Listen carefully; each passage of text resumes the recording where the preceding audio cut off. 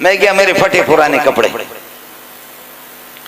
मैं गया, मुफ्ती अहमद रहमान बैठा हुआ था, मौलाना असफंदयार खान अब सब रहमतुल्लाह अलैहि हो, मौलाना सलीमुल्लाह खान वो भी रहमतुल्लाह अलैहि, और ये बदबख्त आपके सामने इस तरीके पर मौजूद है। ये सारे चले गए, ये जमीन खा गई आसमान कैसे कैसे। हजरत बड़े दर्जों में पढ़ाते थे, हम छोटे दर्जों के थे, राबिया के थे, सालिसा के थे।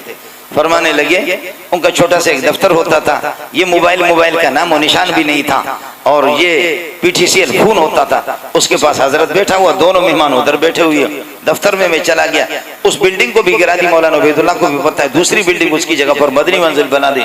हाँ भाई, किस तरह आना हुआ, कैसे आ गए? मैंने कहा जी आप लोगों ने ऐलान लगाया कि हमें मौजिन चाहिए, तो मैं मौजिन आ गया हूँ। लेकिन आप आज मुझे अफसोस है कि रात को भी 3-4 जलसे नमटा करके, फिर ये कि जुम्मे को सुबह 7 बजे 8 बजे से लेकर 1 बजे तक जोर से असर तक पढ़ाता हूँ, रात को फिर जा करके 1-2 बजे तक मुताला भी करता हूँ। गला मेरा जवाब दे चुका है, लेकिन गला जब मेरा सही होता है तो फिर यह है कि मैं तबाही मचाता हूँ।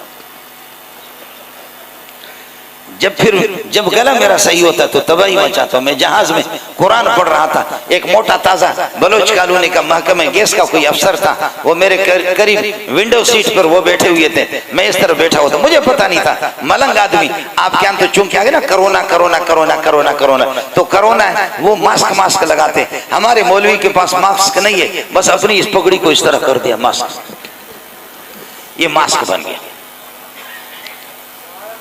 अब समझे, हमारे यहाँ बलोचों में जो बेगैरत किस्म का जलील किस्म का जानवर होता था, लोगों की फसल में जाकर के फसल खाता था, तो उसके मुंह पे पट्टी बांधते थे, इसलिए मौलवी भी सारे के सारे पट्टी बांधते, दूसरे भी सारे पट्टी। ये कोरोना ने आकर के सबको वही नाफरमान और चोर जानवर की तरह बना दिया, सबके सब। नमाज में भी मौलवी भी कहते हैं अल्लाह आपका भला करिए, कि वो भी नमाज में 6-6 फुट के फासले पे रहो। मैंने कहा 6 फुट के फासले पर तुम बीवी के साथ सो जाओ, देखता हूँ कैसे सोते।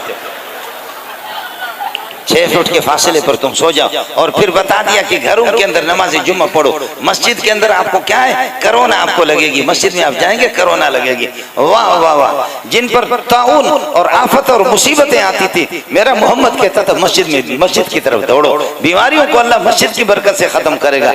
लेकिन वो बेगैरत अंग्रेज वो हमें कहता कि मस्जिद में जमा नहीं होना।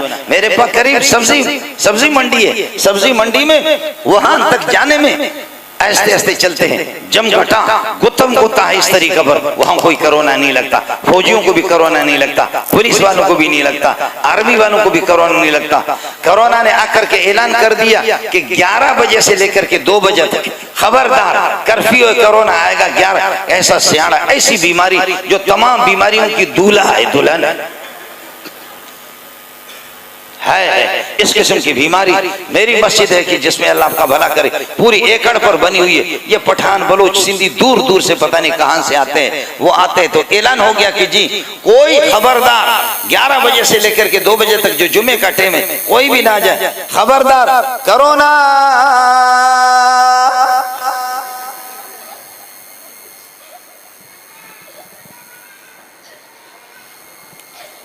सारे सो गए, कोरोना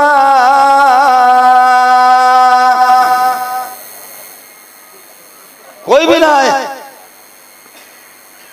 मुझे ब्रिगेडियर ने फोन किया, ब्रिगेडियर मेजर ने फोन कर दिया कि जी मौलाना मेंगल साहब, आपको पता है कि ऊपर से आर्डर है कि आज जुमा नहीं होगी। मैंने कहा कि हमें उस ऊपर से ऊपर वाले का आर्डर है कि होगी। तुम्हारा ऊपर वाला इस्लामाबाद में लूसी रहता है, और हमारा जो है ना वो अर्श मोहल्ला पे, वो अर्श मोहल्ला का मालिक है। कहने लगे कि हजरत ऐलान करें। मैंने कहा कैसे ऐलान करूं, हूं तो गरीब का बेटा, लेकिन खुदा मेरी जबान को शल करे, इसी टाइम पे गूंगा बना दे कि बेगैरत मौलवी होकर के तू ऐलान करता मस्जिद में ना आ जाओ। मैंने कहा हिम्मत नहीं हो रही। मेजर साहब आप तशरीफ लाए, लाउड स्पीकर को हम खोलते, खूब ऐलान करो, आसमान भी नोट कर ले। उनके यहाँ भी मेमोरी होती है, वो भी नोट कर लेते, मूवी बनाते हैं, वो फरिश्ते भी बनाते, वो नोट करे कि मेजर ऐलान कर रहा है, मौली मंजूर ऐलान नहीं कर रहा। तू कर, हिम्मत कर। अगर अपने बच्चों को यतीम बनाना चाहता, किसी टाइम में बीमारियों के शिकार, हिम्मत कर। कह लगे किसी उस्ताद को अपना बता दो, वो ऐलान करे। मैंने कहा मेरे यहाँ जितने उस्ताद रहते कोई भी उनमें ऐसा बेगैरत नहीं है, कोई भी ऐसा बेगैरत उस्ताद है ही नहीं है जो इस तरह कहने लगे कि हमारे मौलवियों ने खुद कहा, उलमा ने फतवा दिया है कि दूर दूर रहा करो। मैंने कहा उलमा ने फतवा नहीं दिया, उलमा से फतवा दिलवाया गया है। दिया कहाँ गरीबों ने? जब आपने गन उठाया है तो वो क्या करे? तबलीग वाले भी सारे के सारे संग गए, मदारिस वाले, विफाक वाले, सब के सब, और घरों के अंदर 6-6 आदमी नमाज पढ़े। मैंने कहा मेजर साहब मेरे तो सिर्फ 10 बेटे, बेटियां अलग है। 10 तो मेरे बेटे हैं, बेटियां तो अलग है, बीवियां भी मुस्तकिल एक जमात है।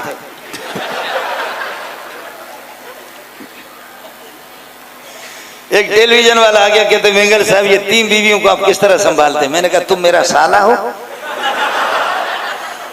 तुम मेरा साला लगते हो कि तुमसे किसी ने शिकायत की तुम्हारी बहन ने कि मौली मंजूर सही संभाल नहीं रहा। मुल्ला की बीवी और नाराज हो, लानत हो उस मुल्ला पर, कैसे हो सकता है? मुल्ला तो दूसरों की बीवियां उनके साथ बनवाता है, उनके ताल्लुकात। मुल्ला का अपना सिलसिला खराब नहीं होता।